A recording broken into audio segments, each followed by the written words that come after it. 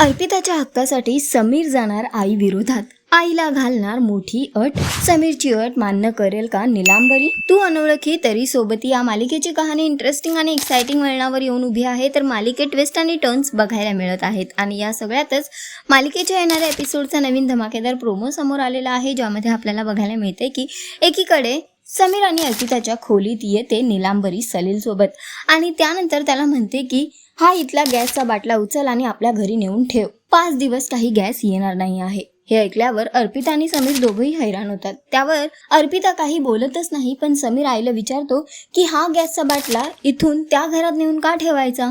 त्यावर ती म्हणते की का नाही ठेवायचा, माझ्या मुलाने आणलाय हा गॅसचा बाटला. त्यावर समीर निलांबरीला उत्तर देत म्हणतो की पण मी हा माझ्या बायकोसाठी आणलेला आहे, त्यांनी जेवण बनवावं म्हणून. त्यावर निलांबरीला राग येतो आणि ती म्हणते की म्हणजे तू मला इथून गॅस बाटला न्यायला नको म्हणतोयस.